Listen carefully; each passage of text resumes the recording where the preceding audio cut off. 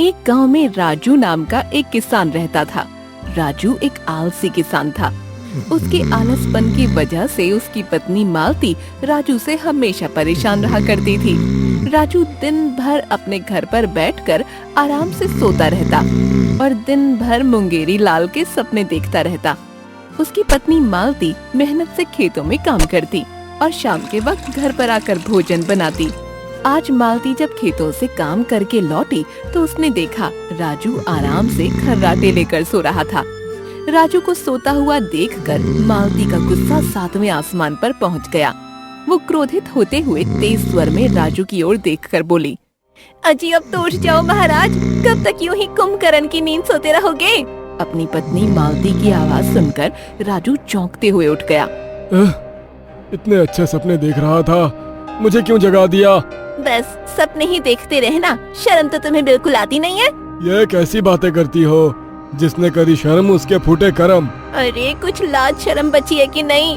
पत्नी दिन भर मेहनत से खेतों में काम करती है, शाम के वक्त घर आकर तुम्हारे लिए भोजन बनाती है और तुम बस घर पर पड़े पड़े मुंगेरी लाल के सपने देखते रहते हो।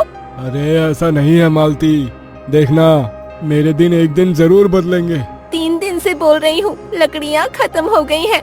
कल अगर तुम लकड़ियाँ लेकर नहीं आए तो मैं भोजन नहीं बनाने वाली। देखती हूँ तुम्हें भूखे पेट नींद कैसे आती है। हाँ। इतना कहकर मालती क्रोधित होती हुई वहाँ से चली गई और राजू भोजन करके दोबारा सो गया। अगली सुबह राजू की जब आँख खुली तो उसने देखा कि उसकी पत्नी बगैर कुछ बनाए ही खेत में चली गई। राजू अपने आप से बोला, लगता है मालती आज बहुत गुस्से में है, अब तो मुझे लकड़ियाँ लानी ही पड़ेगी। राजू अपनी कुल्हाड़ी लेकर सीधा जंगल की ओर चल दिया। कुछ देर में राजू जंगल पहुंच गया। कुछ देर तक थोड़ी बहुत लकड़ियां काटकर राजू थक गया और अपने आप से बोला, अरे भाई मैं तो बहुत थक गया, चलो घर चलते हैं। राजू लकड़ियां लेकर घर की ओर जा ही रहा था कि तभी उसके कानों में एक आवाज टकराई, कितने आलसी हो तुम, और कुछ ही लकड़ियां काट कर थक गए। राजू चौंकते हुए इधर उधर देखने लगा मगर उसे कोई नजर नहीं आया। राजू दोबारा आगे बढ़ा ही था कि तभी उसके कानों में फिर से वही आवाज टकराई, कितने आलसी हो तुम, इतनी सी लकड़ियाँ काटने में थक गए। अरे इतनी सी लकड़ी में तो सिर्फ तुम्हारे घर पर 2 दिन का ही भोजन बन पाएगा। अब की बार राजू चारों ओर गौर से देखने लगा। तभी उसकी नजर एक पेड़ पर पड़ी। उसने देखा उस पेड़ पर एक रंग बिरंगा तोता इंसानी भाषा में राजू से बात कर रहा था।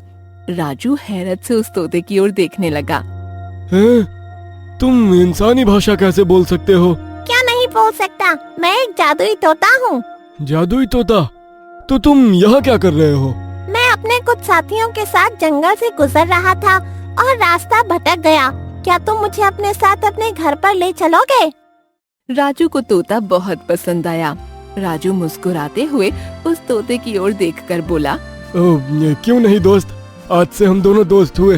राजू की बात सुनकर वो तोता उड़ते हुए राजू के कंधे पर आकर बैठ गया। राजू खुशी से उस तोते को लेकर अपने घर पर आ गया। घर आते ही उस तोते ने राजू को देखकर कहा, देखो मैं एक जादुई तोता हूँ, तुम मुझे पिंजरे में बंद करके मत रखना। मैंने सुना है कि इंसान तोते को पिंजरे में बंद करके रखते हैं। अरे वो मामूली तोते होते हैं। तभी वहाँ राजू की पत्नी आ गई। तोते को देखकर राजू की पत्नी हैरत से राजू की ओर देखकर बोली, ये तो बहुत सुंदर है। तारीफ करने के लिए आपका बहुत बहुत शुक्रिया, आप दिल की बहुत अच्छी हैं। तोते के मुंह से इतनी साफ इंसानी भाषा सुनकर मालती बुरी तरह से चौंक गई। अरे ये तोता तो बात भी करता है। ये तोता मुझे जंगल में मिला, मैं इसे घर ले आया।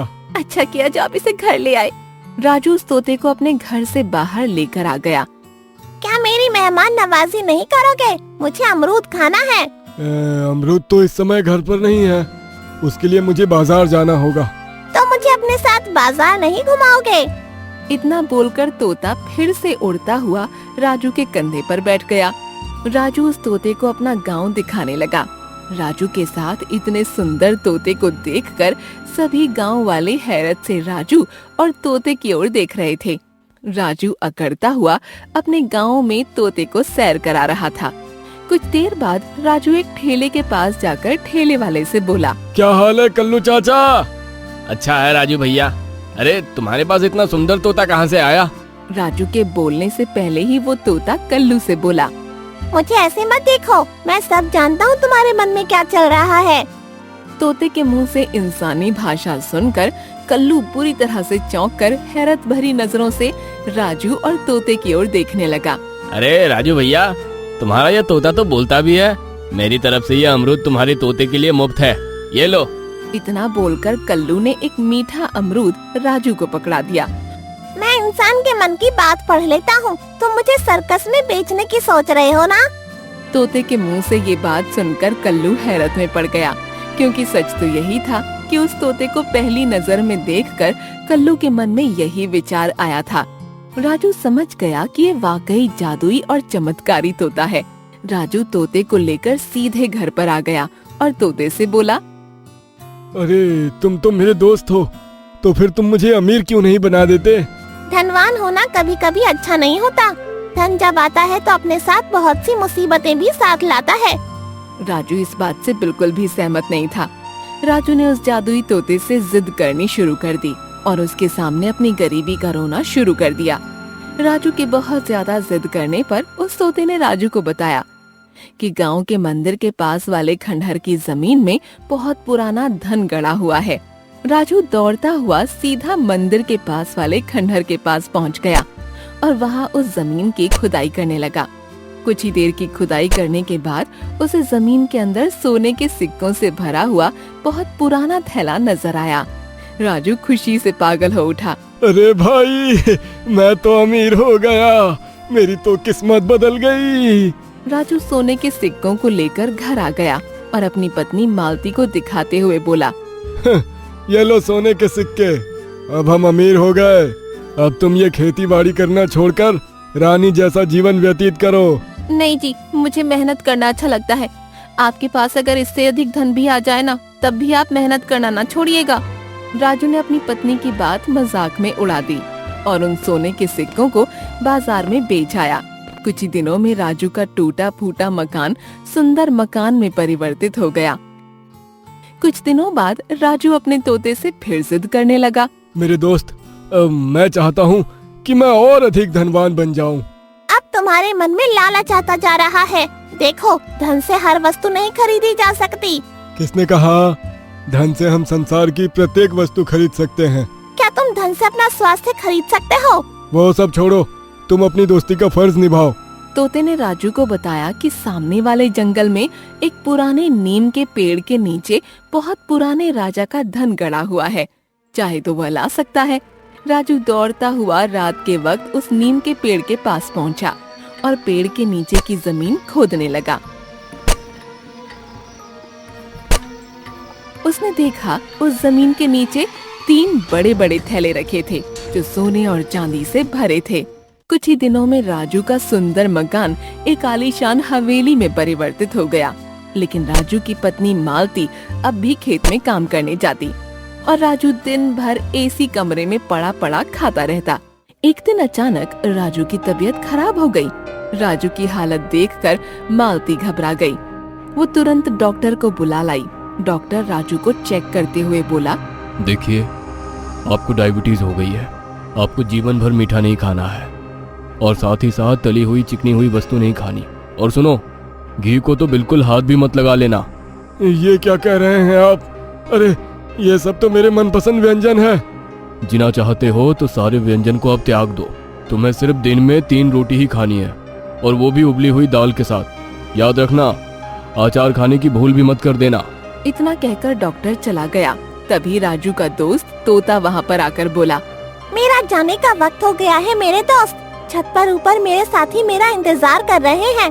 उन्होंने मुझे ढूंढ लिया है। मेरे जादुई तोते, क्या तुम मुझे स्वस्थ कर सकते हो? नहीं, मैं एक जादुई तोता हूँ, डॉक्टर तोता नहीं। मैंने तुम्हें समझाया था, तुम पहले से आलसी थे, धन आने के बाद और ज्यादा आलसी हो गए। अब इस धन को देखते रहो। इतना कहकर जादुई तोता वहाँ से उड़ते हुए फुर्र हो गया और राजू के पास अफसोस करने के अलावा कुछ भी नहीं था। आज राजू के पास धन तो बहुत है, लेकिन वह चाहकर भी अपनी पसंदीदा व्यंजन को नहीं खा सकता। राजू को आज अपनी पुरानी जिंदगी बहुत याद आती है। ऐसी दिलचस्प कहानियां देखने के लिए हमारे चैनल ब्राइट स्पेस हिंदी को सब्सक्राइब करना ना भूलें।